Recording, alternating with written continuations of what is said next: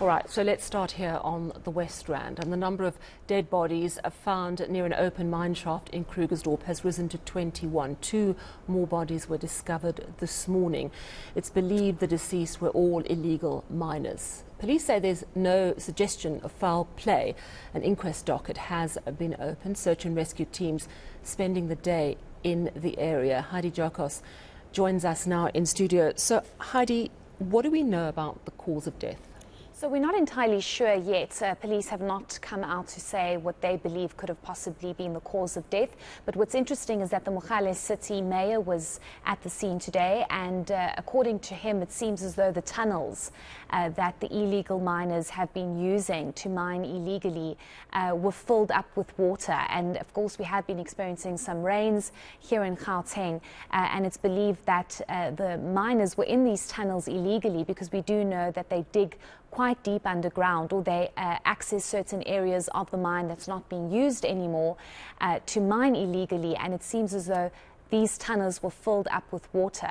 So according to the Mogale City mayor, it seems as though it was very difficult for the miners to exit the tunnels, and it almost seems as though there was just too much water and they possibly could be drowning. I think what's even more concerning and alarming is the fact that the mayor is indicating there could be a possibility of more bodies.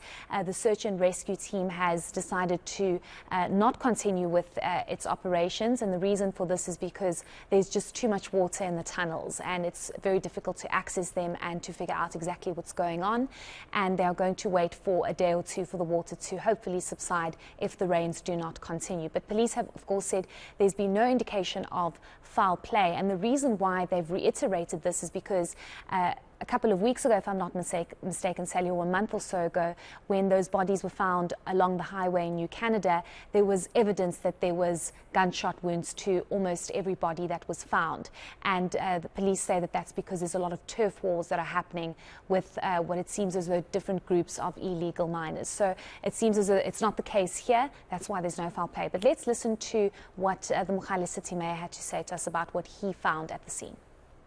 I just briefly spoke to them. They said they are still assessing the situation, busy draining as much as they can. Obviously, we don't want to also endanger the search and rescue lives. They have to wait for a lot of the water to be drained because due to poor ventilation, the fumes from the generator sucking the water out can also intoxicate someone. There is a possibility. That is a possibility. However, now we don't know what the quantum of that figure is. Oh, this is simply an idea that has been reported on, that the volume of individuals was more than the 21 that have been recovered in operating in the area. So it is likely, probable. However, I can't say that that will be the case, both legal and illegal. However, in specific this locality, it's due to unsupported shafts that are being illegally mined. And then as the rain came in, obviously it trapped someone, a few individuals. Oh, it's really very sad, especially what you're saying is that there is a possibility that more than 21 people died in what looks like a terrible accident with water potentially flooding and causing their deaths. This is an active mine. What does it actually mean, that? So an active mine means that there is mining happening there legally. And this is why the Mogale City mayor indicated that there could possibly be legal and illegal miners. Because often what happens, Sally, is that when a mine mines in a certain area, sometimes they've mined all that they can, whether it's gold, whatever it might be, and then they move on to other areas on the mine. And then you have illegal miners moving into those areas and trying to find perhaps if there's anything more that they could mine.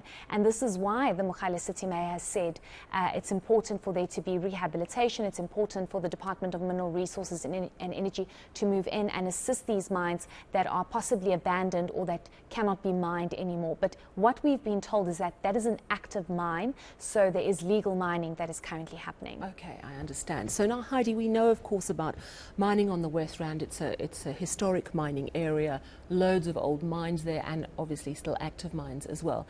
And of course, we're remembering the Krugersdorp mine rapes, the gang rapes that happened to those 8 women filming a music video. The issue of illegal mining came up then. There were promises made by the police minister that they would be more active in their policing.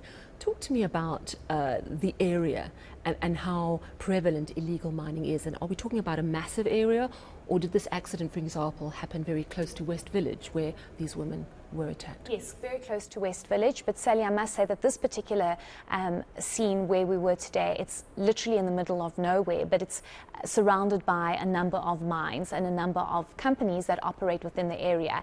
Not necessarily gold miners, but miners that perhaps turn the rock into sand, and that's their way of mining. So what I must say is alarming is that the area is completely dilapidated. You can see that that was an area that previously used to boom. There were big mining companies there, and they've obviously moved out of the area, and this is why the issue of illegal mining is so big on the West Rand, because a lot of these mines have been abandoned or they've been neglected because mining companies just do not mine there anymore. But we got a chance to speak to a business owner, and I must say I was quite horrified by the stories he had to share with us. He mines not too far, it's about 100 meters away from where these 21 bodies were found. Yes, legally. So he doesn't really mine. What he does is he turns the rock that's left over after gold has been mined, and he turns it into sand.